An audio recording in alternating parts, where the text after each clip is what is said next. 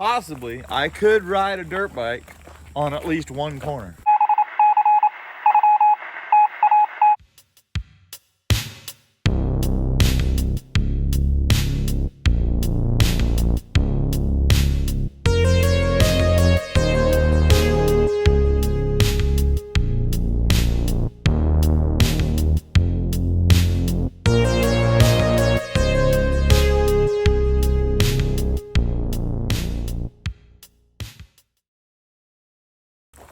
Taking our morning stroll out here to the track to determine whether it is possible to set up a situation that possibly I could ride a dirt bike on at least one corner. So we're trying to figure out how to actually make a berm on this track visible to him so that he can hit it moderately consistently and actually, you know, not die or kill a bike or kill himself. So with all the bike stuff and the building and the whatever, the itch to rip that berm is really strong, but we have to see if we can make it work without and be halfway responsible about it too.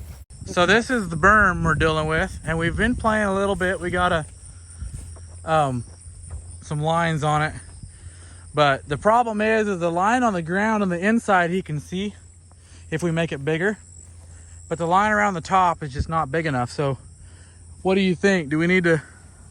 I was kind of thinking we put banners around the top of it.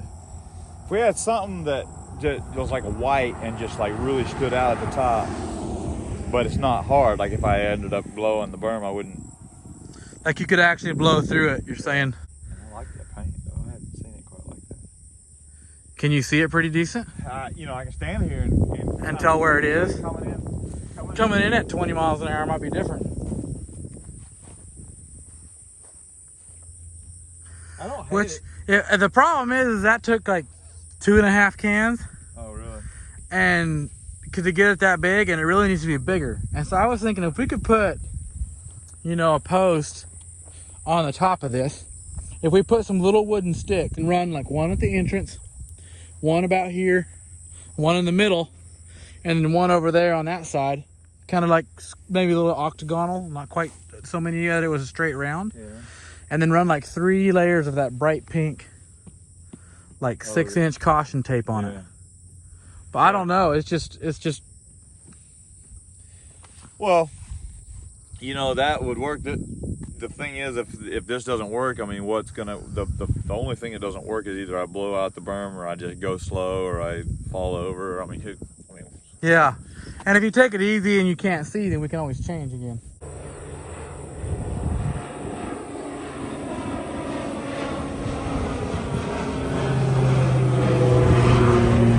I don't know if that dude's under 300 feet, but I'm just going to say I've had my drone that high plenty of times right here, and homeboy would have wiped it out. How high was that dude, Braden? That dude ain't over where I fly my drone around here, is it? That was probably 200 feet, probably. So can they fly under FAA? Yeah. They do all the time. They fly at 4 feet off the ground. But they can just cruise from one field to the next at 200 feet. They cruise at that altitude all the time. My guess is that they're actually under, like the base in the airport would never fly under 300 feet. Yeah, because 300 feet is the ceiling for personal aircraft. He's probably flying at like 200 to stay in that zone. Yeah. Well, that's worth thinking about, I guess, because that dude could always come through here quite a bit during spray season. And I wonder what kind of legal ramifications happen when you hit a Mavic Pro to it. 200 miles an 200 miles. $500,000 turbo prop. Yeah, exactly. And it ingests that big wasp. So is this something we're going to be able to do? The only way we know is to kind of give it a try, set it up where it's halfway the best we can do, and just try it. And it's like everything else I've done in my life. It probably won't work. Wing it and wish. Probably won't work like I want it to. But if I can get if I can scratch the itch slightly, Maybe it'll help me, maybe it not. I don't know. I guess it's something we'll just see. Well, as long as it can make you see the berm, if you can tell where the berm is at, well, your safety level goes a long way up. It does, but it's never going to be the same as seeing it. Yeah, right. Seeing where the edges are kind of is still kind of. You know? Yeah. So it'll be interesting where we can make it to where there's any kind of confidence level with it. That's the thing. Like I could go out there now and feel my way and kind of fall around it, but confident enough to actually come in there and lay it down. So that gives us a good idea what we need to do. I guess let's get some stuff around. I'm gonna get some caution tape and some posts, and we'll see if we can't get something out there that is run overable but also very visible. I'll get my helmet and knee pads. There you go. Sounds good.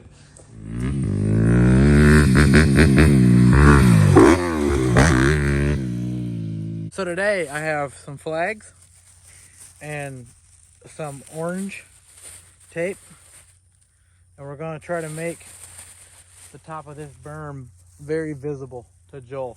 So that's kind of the plan here. So we're going to try to do. So stand by while I make it happen. What are you doing? Buckling buckles? Yeah, he's trying to help me with my buckles because I can't tell what them buckles are supposed to be doing. Oh, he's buckling my buckles, which is kind of crazy that I've got somebody helping me buckle buckles because I can't see how to buckle my buckles, and I'm fixing to ride a stinking dirt bike on a stinking berm. Oh, now we're knifing buckles. Yeah. You were saying that I got the wrong flags. Well, I mean, you didn't get whatever, but blue is just it's a bad color as far as trying to focus on. So you got to remember, the situation here is that I have no central vision. I have this awareness vision. So this is totally obscure. It's like going into this and all you have is just kind of an idea of where everything is. I cannot focus and say, right here's where I need to go. It's not like I can just look at it and say, boom. It's just all kind of this it's very just a guess by how I perceive it just out of the corner of my eye. So it's, yeah. So what happens here is the blue goes against the sky, and though I can see it crystal clear, I never thought about this at all. But for you looking at a peripheral, if I stand and put that in my peripheral, then shoot, you can't see that. Boy, I should have thought of that. So can you see the orange? How those flags blend into the horizon? I mean, for me, no, but yes, for you, yeah. And people all the time ask me about colors, like you know, they're like when we play baseball or something way back in the day, they'd always want to use a bright ball or something. That makes no difference. Color is almost irrelevant. Like probably the best thing would have been black flags, something with the most contrast. Gotcha. But we'll make it work. We'll see what happens. Can you see the orange at least? Yeah, I mean, well, again, it's not the same. Like when you say, "Can you see it?" So I say, "Oh yes, I can see the orange," but it's obscure. Like I can't tell you right where the orange is at. So would have a different color been better, or is this just what we're dealing with? No, it's just what we're dealing with. Gotcha. Is this good enough to ride? Well, there ain't no fix for this problem. So we're just stabbing at it. We're gonna see.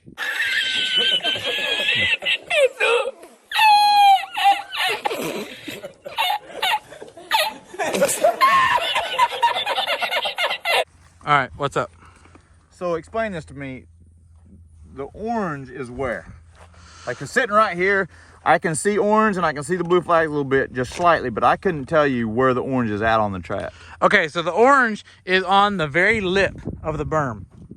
So when you're on this berm, your tire should be about, coming in, you should be about a foot off, and then you should drop to about 2 feet off. So you're saying I gotta go inside the orange? Yes.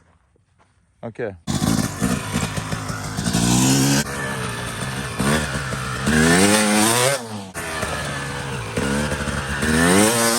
It's probably as good as it's gonna get. Like as far as seeing it, it's probably as good as it's gonna get. You know, I have aspirations of coming in a little faster and doing a little more slide and a little more power in the corner. But I don't think I'm gonna be able to just like practice and hit it like that. Yeah. Like At some point, you're gonna have to just commit on it. Yeah, at some point, I'm just gonna have to you're gonna have to just like maybe video me doing 3 runs and I'll do the best and take the best of the 3 or something, because I'm a long ways from, my confidence level is so low. Like I'm coming in okay, But as I start the berm, I have no idea where I'm in the berm. He didn't hit it. I lied. Okay.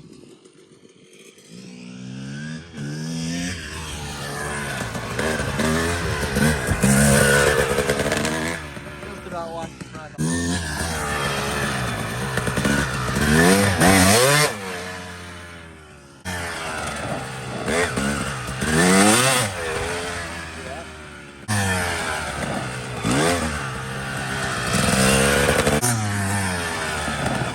Oh yeah, that was a lot better. He was starting to get it a little bit.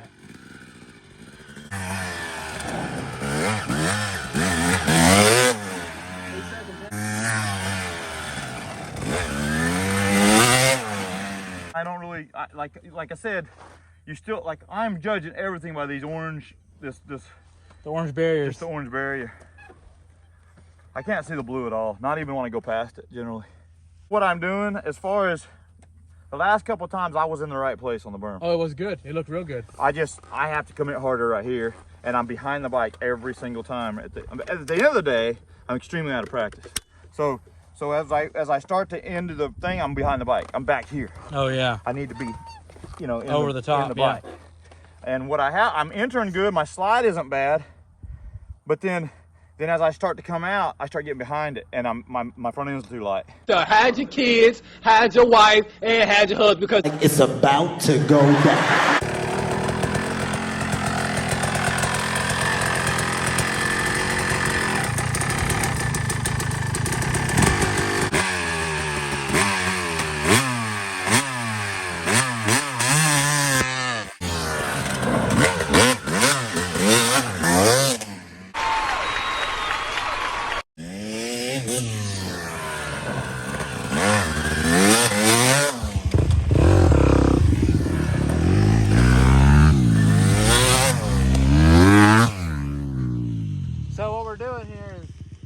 This is psychic. Braden just decided he's gonna push him. So Joel's very, very competitive. And if Braden is out here hammering this, there's no way Joel ain't gonna be blowing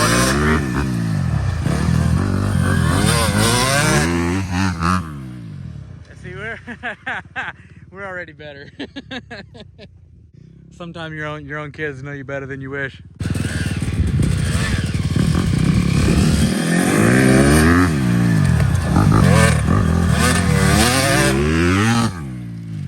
So the thing I'd like to explain a little bit to people, just so they understand, is that, okay, so yes, it's about hitting the berm and seeing where the berm is and all of those things, but that's not all.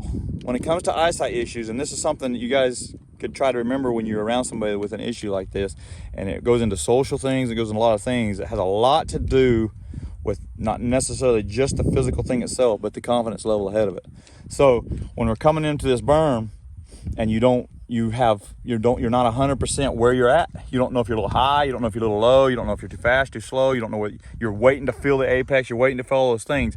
What's going on in your head to just keep mashing it and do your thing it's basically the equivalent of just taking off running in a pitch black building a little bit. Like, imagine doing that. You're not going to run as fast as you can run if you can't see where you're going. So not because your legs aren't no good or because whatever, it's because you simply don't have the power to overcome that in your mind and say, I'm good, I'll be fine, you know. So I've enjoyed this little exercise a lot, but it also has brought me face to face with the fact that I really do have a serious problem. And sometimes I can try to say if the situation was just right or everything was just right and we put the flags up, if we did whatever, I can still do it. I can still be competitive. Unfortunately, it's not the truth. It depends who you're competing with, though. Well, true, but you're always a silver lining, at least a little bit. If you gotta stay looking for it. I'm competing with Ryan Dungey and Tomac and stuff, you know. I mean, in my head, yeah. Like I'm not, like it's not even the same universe. I'm not trying to say that, but just like in my mind, that's what you want to be. That's good. Where I'm not is, you know, too many light years, you know. So and I'm unfortunately that's just my nature, that when I compare myself in a lot of areas, I compare it to that, you know. It just sucks, but it is what it is. Great bike. Yeah, run. This is doing good. Thanks so much for watching, for everything, for your support. Comment, check us out on Instagram, follow us there. Go to builtblind.com if you're interested in what we're doing and want to support us. You can check out the merch there. The O3KX is in progress there's still. some giveaways going on there, and go check us out and leave a comment, a like. Really appreciate it. We're trying to grow this YouTube channel. So, yep, thanks so much for being here. About what?